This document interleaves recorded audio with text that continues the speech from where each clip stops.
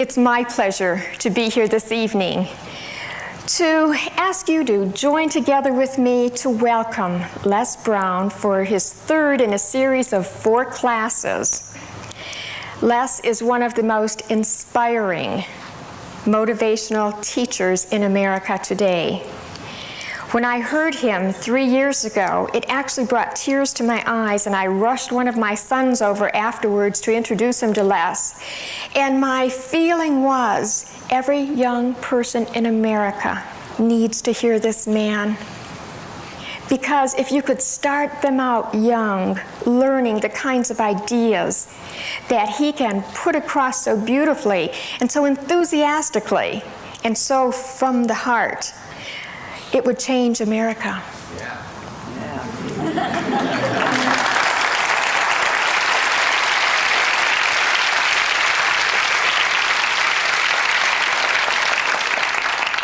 And I knew when he was here before, we'd be having him back again. You know how you just know some things? And so I'm just thrilled tonight to introduce to you Les Brown.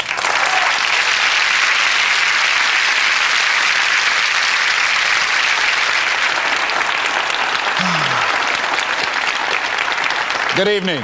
Good evening. How you doing? Great. I'm going to ask you how you doing. I want you to say better than good and better than most. How you doing? Better than good and better than most. I know that's right. And sometimes even better than that, right?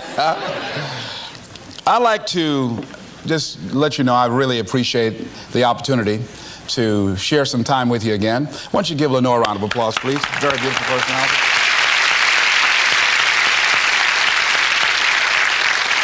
I'm very, very supportive of this ministry. I think that Jack Boland is ahead of his time, and the people here who show a level of concern in terms of empowering people and helping them to develop the skills that are necessary to navigate through some of the treacherous waters of life is something that's very much needed. This evening we're going to be looking at how to get unstuck. I think some of you know what I mean.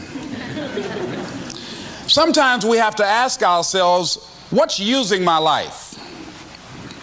Heard a guy give a lecture one time that says, we are today what we were when. And he was talking about the fact that we, to a great extent, behave, think, react because of some previous experience that we've had. One of the things that we know about life is that it is always changing. Sometimes you're up. Sometimes you're down. Sometimes things go real well, and sometimes they don't. Sometimes you're happy, and sometimes you're sad. Now that's that thing called life. And when we begin to understand and know that, accepting that reality that we will never ever have things just on an even keel all the time, that you're going to have some ups and you're going to have some downs, but during those down moments, that's where the growth takes place. That's where the work is. See, anybody can feel good when they have their health, their bills are paid, they have happy relationships, the children are acting normal, business is successful. Anybody could be positive then. Anybody can have a larger vision then. Anybody can have faith under those kinds of circumstances. Am I correct? Yes. See, but the real challenge of growth, mentally, emotionally, and spiritually, comes when you get knocked down. Somebody said that adversity introduces a man to himself or a woman. How you handle it, that's where the growth takes place. When I was facing some challenges, I had a guy say something to me, and I suggest this is one of the first things that you want to do when you're facing a challenge. You want to get unstuck. Evaluate where you are. Look at it. Assess yourself. Assess yourself and assess the situation. What brought you there? What role did you play? Earl Nightingale had a saying I like. He said, all of us are self-made, but only the successful will admit it.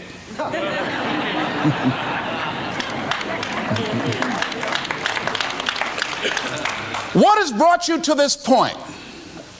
What did you learn from it? Are you learning anything? Or are you doing it over and over and over again?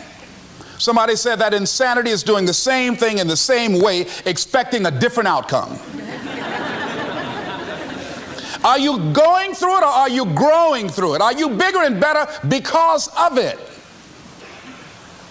Because it's not going to leave you until you grow through it. I was going through a major challenge in my life that was wearing me out, that was using me. And one of my students told me in a class that I was teaching, Lessons in Truth, she said, Les, until you handle it with grace, it will stay in your face.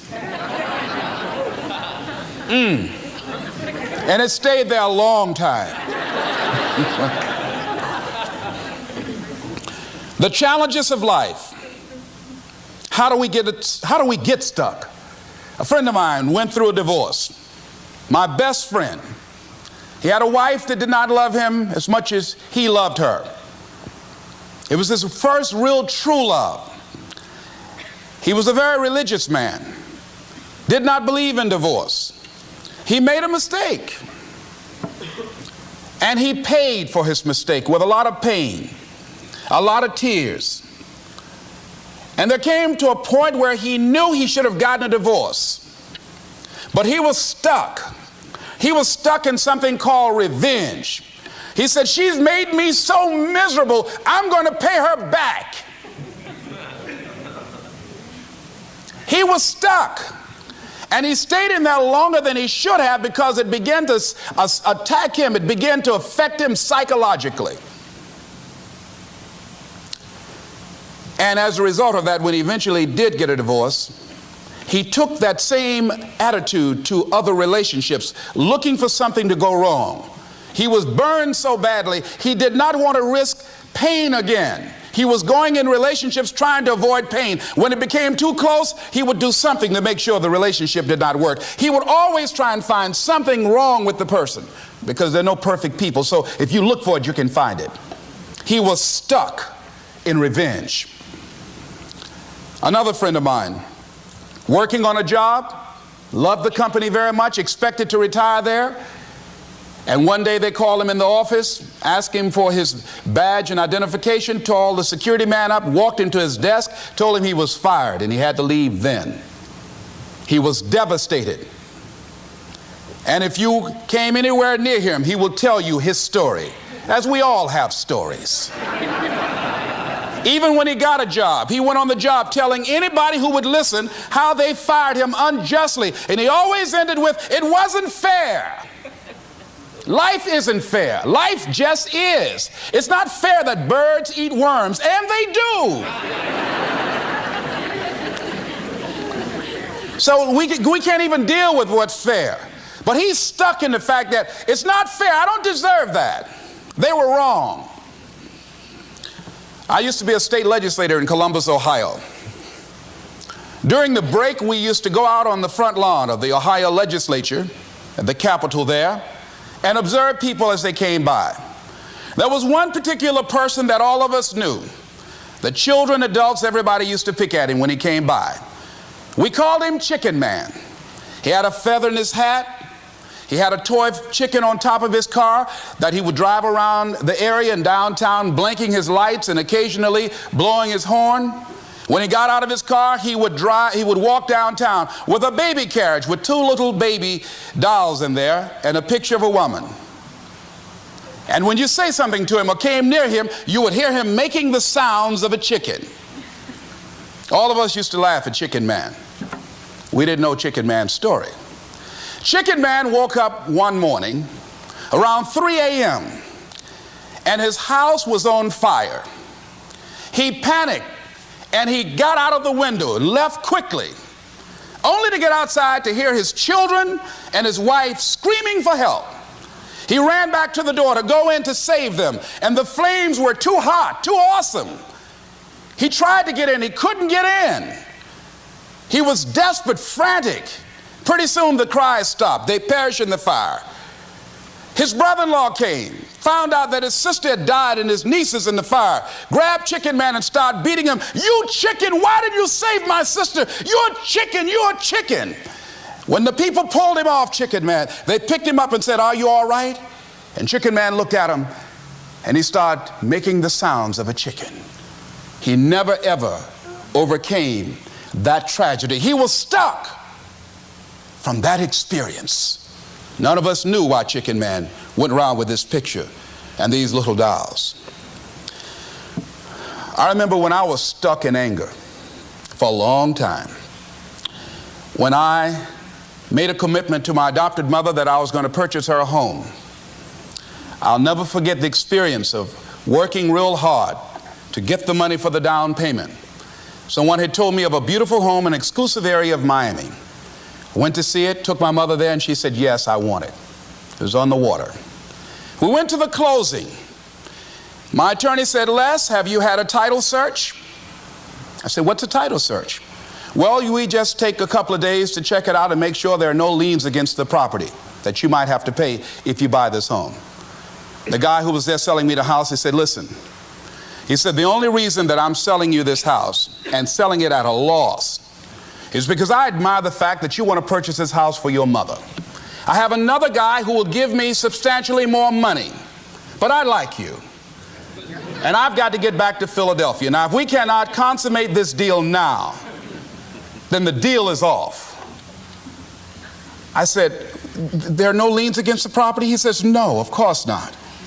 I looked at my attorney. I said, I believe him. I'll sign. She said, Mr. Brown, I'm not questioning his honesty. She said, but business is business. I signed that contract. And we had a big celebration. Everybody in the neighborhood was talking about Leslie coming home, one of the twins that Mamie adopted, to buy her a home. Child, isn't that nice? God is going to bless him.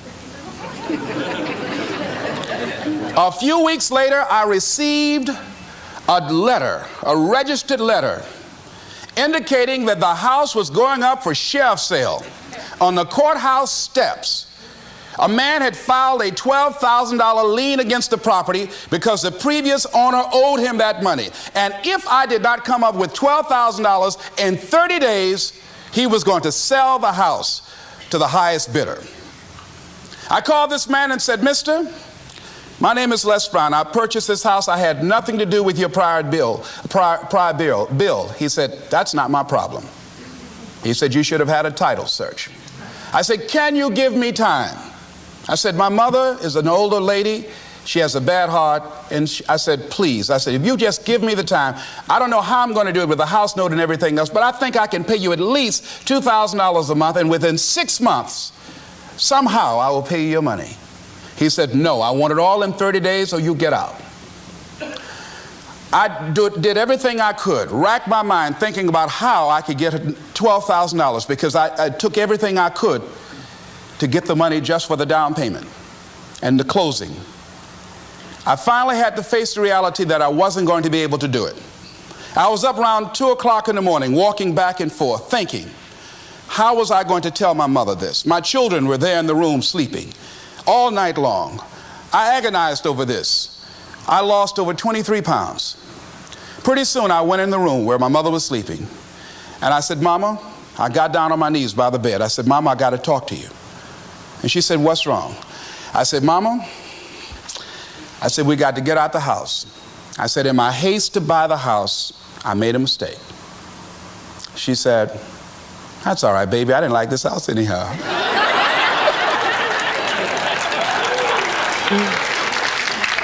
I said, Mama, you told me you loved it.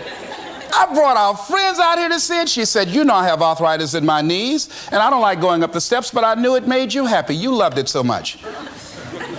I said, Mom, I've lost 23 pounds agonizing over this. Well, we had to pack up and go back to the old house down the street from Northwestern High School in Liberty City. All those neighbors who came out and saw us leave, those neighbors were there as we were coming back. We went in the house, the roaches were playing cards saying, come on in and take a hand. I was wiped out. I was embarrassed and humiliated. Words cannot encompass the symbolism of what I felt. I remember when I was unloading the furniture and I began to cry. My sister came by. You know you didn't have any money to buy no house, Mr. Big Time. Had hadn't given me a quarter. You know mama got a bad heart. Now y'all back where you belong. As I was crying and my head down, taking furniture in, my mama said, hold your head up. I said, Mama, I just feel so bad about this, Mama. She said, hold your head up and dry your tears. You have nothing to be ashamed of. And I did, as we unloaded that furniture in that house. For several weeks, I was numb. I was immobilized with anger. If I had seen that guy, I was thinking about flying to Philadelphia. I had all kind of dreams about him. And I didn't want to hit this guy here. Hitting would have been too good for him. I just wanted to just grab him and just bite him. They'd have found him. They say, well, we found this guy just chewing on him. Beating would have been too good for him. I'd have just bit him every time he... I'd have been like a Doberman pincher. Yeah? God would have said, I thought I made everything, but I don't know where this came from. I was reading a book on forgiveness. And they had a line in there that says, forgive and grow. I had to let that luggage go. You see, your mind is, you know, when you go into a service station to get gas, you don't go in there and just start pumping. When you push the lever up, it clears the previous bill.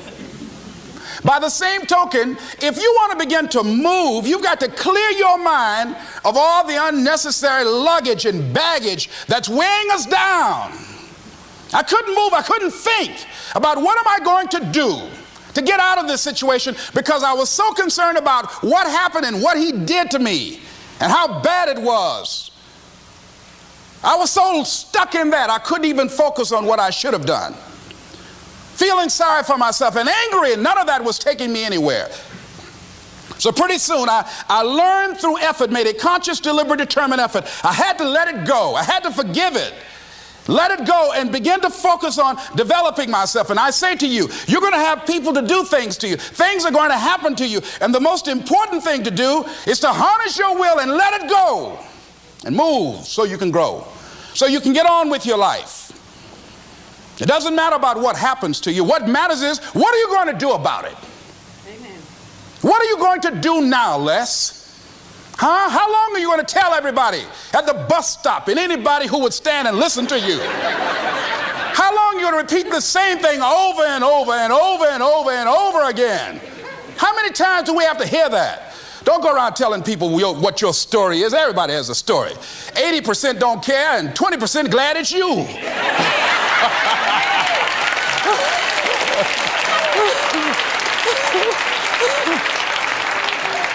They say, I'm glad that didn't happen to me.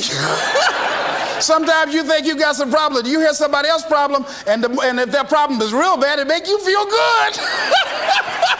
Am I right? All right. So I had to let that go. All of us got stories to tell. Chicken Man allowed his tragedy to destroy his life. All of us have experienced some tragedy, and if we haven't, we will. And you can either let it destroy your life, or you can build upon it. You can permit it to let it hold you down, or you can decide, I'm not going to let that happen to me. I'm bigger than this. Make a declaration to yourself. Declare all-out war that you're going to get out of this rut. I don't care how good you are. I don't care how talented you are.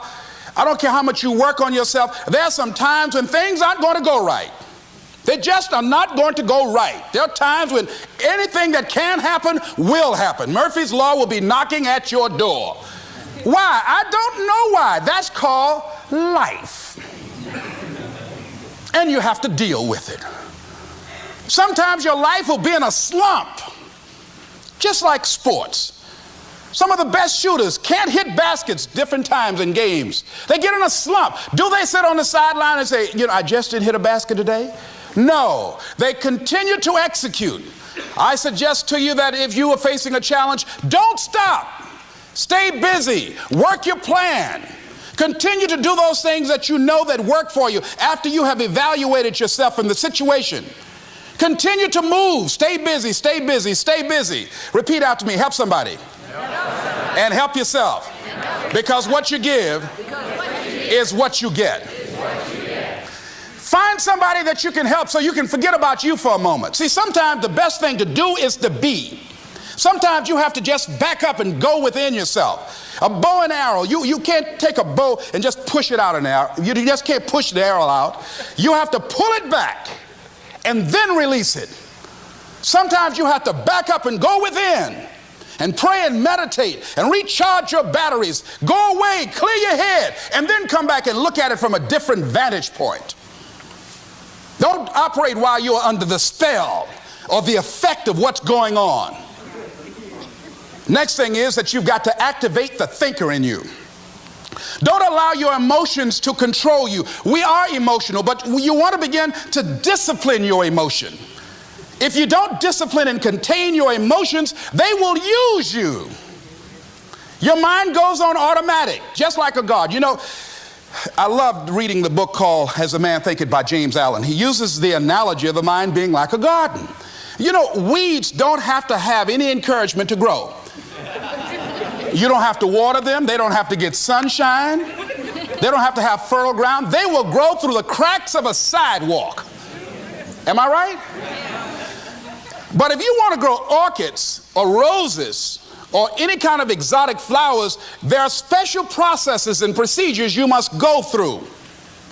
Well, by the same token, you don't have to force yourself or motivate yourself to think negatively, to be depressed, to hate somebody, to want revenge, to want to get back at somebody, to beat yourself up over the head, to feel loaded with guilt. You don't have to make any effort to do that. Your mind is on automatic. It will do that by itself. But if you want to begin to move into your own personal greatness, if you want to begin to really enjoy a happy, successful, healthy life, you've got to be willing to go against the tide. You've got to be willing to harness your will and say, in spite of this, I'm in control here. I'm not going to let this get me down. I'm not going to let this destroy me. I'm coming back, and I'll be stronger and better because of it. You have got to make a declaration that this is what you stand for. You're standing up for your dreams. You're standing up for peace of mind. You're standing up for health. You want it, and you're going to go all out to have it. It's not going to be easy. When you want to change, it's not easy. If it were in fact easy, everybody would do it. But if you're serious, you'll go all out. So yes, I'm going to turn this situation around. I'm not going to sit back and moan and cry over what happened and what went wrong and who did what. I'm going to do something about this situation. The next thing that is important is that expect things to get better for you, because they are. See, life is cyclic. You're not, whatever experience you're having right now, it has not come to stay. It has come to pass. Not to stay, just to pass. It's just going through. The biggest challenge is to know what's happening. This is a part of this thing we call life. This too shall pass. And maintaining perspective, putting it in perspective. I was doing a training at a college, and it was a 2-day training during orientation. And in the training that I provide, I'm a motivational speaker, but I conduct processes in personal dynamics, where people begin to go through changes that stimulate the right and left hemisphere of the brain, enable them to see themselves differently. I conducted this particular simulation with these young kids, 17 and 18 years of age, so that they would begin to see how they make decisions and how they would survive in this particular simulation process we gave them. We had them to do it individually and then collectively. Over 30% of them wrote down as their first option, in order to survive, they would commit suicide. First thing they wrote down. Suicide among young people has increased 300%. Over 5,000 will successfully take their lives this year. Why? Why did they do that? I said, I was so shocked. I said, what do you mean? Well, at least we would not suffer. And then they had the nerve to write down all of the other things they were going to do after they committed suicide. say, listen, Kadumbo. No, when you come up with a permanent solution for a temporary problem, that's it. Game's over. That's it. You're not going to do anything. Anybody wrote suicide at the top, you can put your pencil down. See, a lot of us, because of our limited vision of ourselves, a lot of us who begin to focus on problems and enable them to overwhelm us, we begin to think that we have no options. We begin to believe that there's no way out. Repeat after me, there's always a way. Where there's a will, there's a way. Shake somebody's hand on your right and left and say, I'm unstoppable.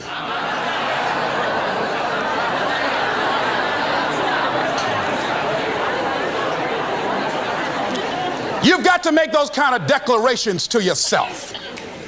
I'm unstoppable. This will not get me down.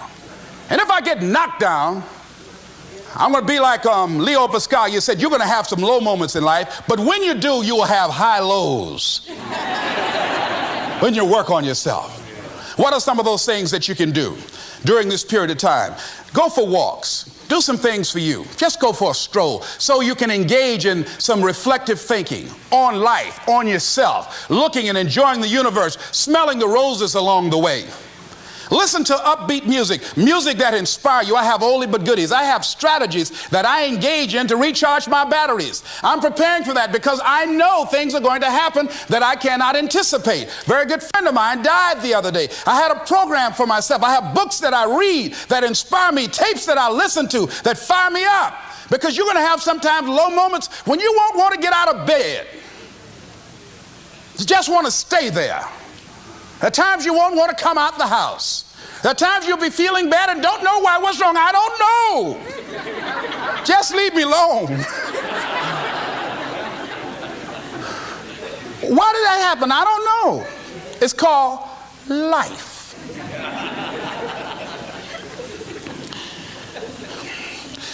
The other thing is take full responsibility for your life.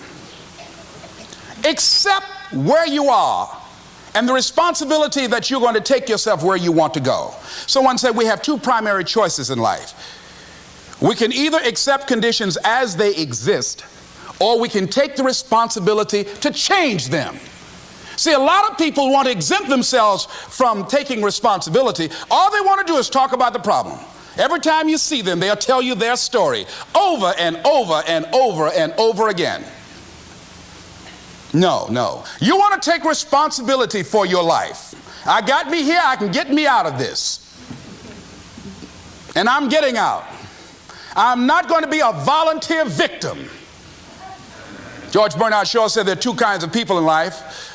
You know, he said those that make things happen, those that watch things happen, and those that don't know what happened. And he said the people that get along in this life look around for the circumstances that they want, and if they can't find them, they make them. They create them. So part of beginning to get unstuck, you've got to decide that the behavior pattern that you have adopted doesn't work for you. You've got to change your strategies, and changing your strategy means reinventing your life. Recreating you, and you have the power to do that. You can decide that you're going to change, that you're not going to be a wimp. You can decide that you're going to stand up to life. You can decide that I'm going to live each day as if it were my last. You have the power to make that decision. You can decide I'm going to work on myself and develop myself. I'm going to empower me. And all of these things that are happening to me right now, they're just temporary inconveniences. They're not stronger than I am. I'm in charge here. Next thing is separate what you do from who you are. That's what the guilt trap is about. See, a lot of folk won't let you forget what you used to do or what you have done, what mistakes you've made. All of us have made some mistakes in life. All of us have done some things that if we had them to do over again, we wouldn't do it again. There are a lot of things that if I had it to do over again, if I knew then what I know now, I would have done it differently. Well, it didn't happen that way. And that's what you call life. I didn't do it like that. Oh, you don't want me to live that down? on, how you want to keep on putting that in my face about what I did. Guess what? I'm not interested. That's what I did then. Won't do it today, so you are picking on an innocent man. Hello.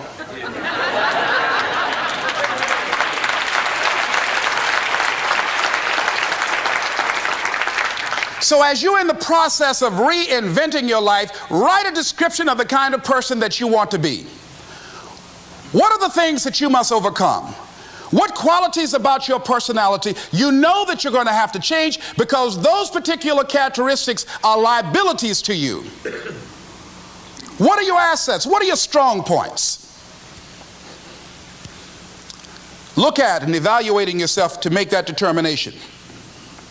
Other thing is that in order to get out of a rut, we need some coaching. Find some trusted critics. People that you know care about you and love you. So there's some things that keeps us from growing and getting out of ruts. Number one, we identify with feedback. We take it personal when someone wants to give us some feedback on where we are falling short and tell us about our blind spots. We want to have everything being positive about us. We're not perfect.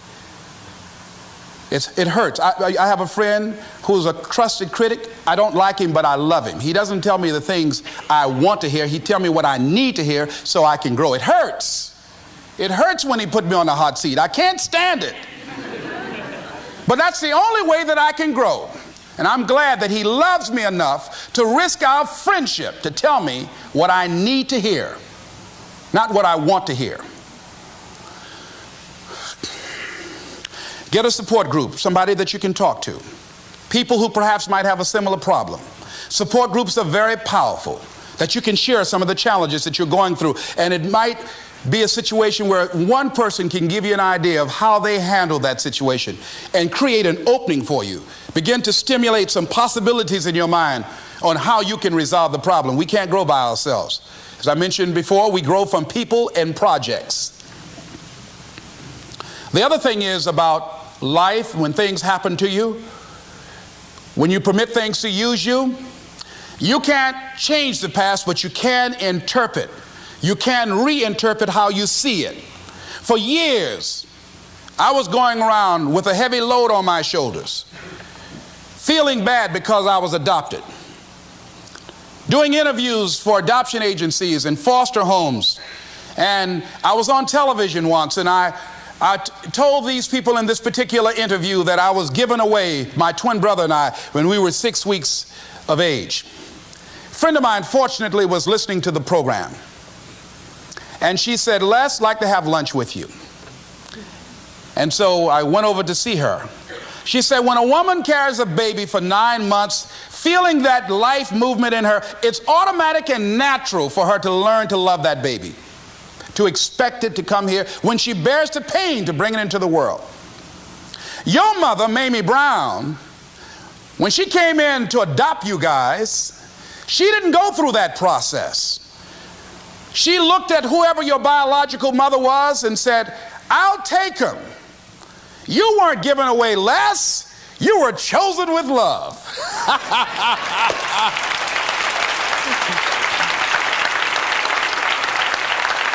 Same circumstances, same event, but reinterpreted. An interpretation that empowers me. Am I making sense to you? Yeah. So when you begin to look at your past, give an interpretation that empowers you. That's where I used to be. That's not where I am now. I'm growing. Now I want you to think about, in your mind right now, think about some particular event or act in your life that you feel very bad about, that you really regret that that took place. If you had to do over again, you would do it differently. With that there, I want you to see yourself in your mind's eye and say to yourself, I love myself unconditionally, and I forgive myself. If I knew better, I would have done better. I want you to think about somebody that caused you some pain, caused you some disappointment, somebody that you don't like. Let me tell you something about the mind, how it uses you. Tell you something super stupid that I used to do. Do you know for years I hated my mother and my father, whoever they were, because they gave me away as I thought at that point in time? And guess what? I didn't have any faces for the hatred because I never saw either one of them. And I said, I hate them for that. And then once I forgave them and said, it's okay, had they not given me away, I would have never been blessed to have the mother that I have, who to me is the greatest mother in the world. So the universe unfolds as it should.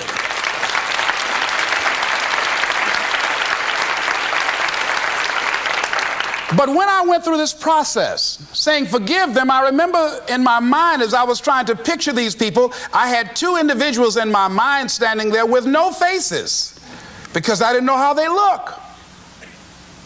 But I released that. I let that luggage go. Think about somebody that you've hurt, somebody that you've disappointed, either deliberately or inadvertently, or someone that has hurt you deliberately or inadvertently. Think about them. Somebody that you really, when you think about them, the room turns red. Look at them in your mind's eye and say, I forgive you. I forgive you unconditionally. Whew, boy, that's a heavy load to let off. When I thought about that guy, I said, wait a minute, I can't, no, you don't know what this guy did. This was my mama. You don't know what we went through. My student said, Les, forgive, let it go. If you want to be forgiven, you better forgive somebody.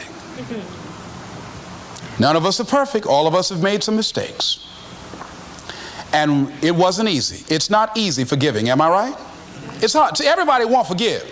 They say, I forgive, but I don't forget now.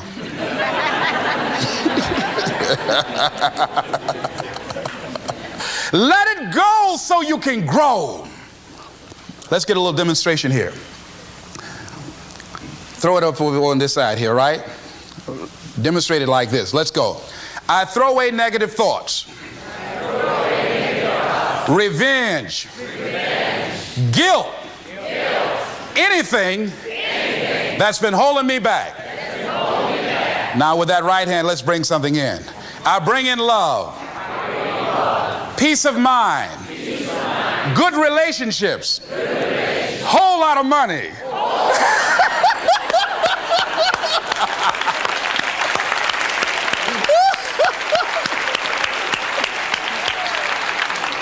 I don't know why people raise their voices when we say a whole lot of money.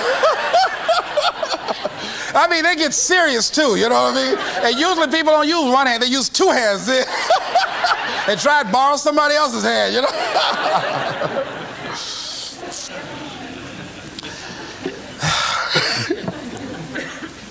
Reinterpreting our past. Understanding and knowing that we can move from where we are. That we can begin to design the kind of life that empowers us, that gives us happiness, that enable us to be on top of who we are. Knowing that as we begin to explore new horizons and new vistas in life, that as we begin to focus on developing ourselves, as we begin to elevate ourselves and not to follow the crowd, activating the thinker in us and disciplining and putting on hold the emotional part of ourselves. It's not easy, but through practice and practice and practice, practice makes what? Absolutely not. Dismantle that belief system. Practice makes improvement. You can always better your best. You can always go beyond anything that you have ever done. You'll never hit a state of perfection. You're always bigger than what you do. And so all you're looking for are new breakthroughs through practice and practice and practice. You'll get better and better and better. And there's still some things that will happen to you that will catch you on the blind side that you did not anticipate. You'll get knocked down, but you won't be knocked out. You'll be able to get to your feet again, be on the ropes, but you'll have a fast recovery rate when you work on yourself. Read inspirational books, of course. Listen to tapes that begin to inspire you, and stay around people who will empower you. People that will help you feel good about who you are as you're in the process of transforming your life. Life is so beautiful. Today someone gave me something on life called What is Life? I'd like to share it with you. In summary, getting unstuck means that you are going to start living life on your terms rather than just gliding through every day on automatic. That you are aware, that you're stimulated and you're excited about your unfolding future, that you have a special power within, that you know that things are going to get better for you. You know that you can handle this, and sometimes you have to cry. Sometimes life will take you to your knees. But the pain opens spaces in the heart for joy. Somebody said about life, I love this, says life is like an onion. You have to peel it one layer at a time. And sometimes you cry.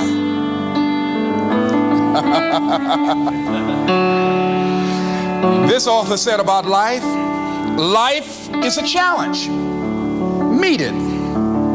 Life is a gift. Accept it. Life is an adventure. Dare it. Life is a sorrow. Overcome it. Life is a tragedy. Face it. Life is a duty. Perform it. Life is a game. Play it. Life is a mystery. Unfold it. Life is a song. Sing it. Life is an opportunity. Take it. Life is a journey. Complete it. Life is a promise. Fulfill it. Life is a beauty. Praise it. Life is a struggle. Fight it. Life is a goal. Achieve it. Life is a puzzle. Solve it. Isn't that beautiful? I love that.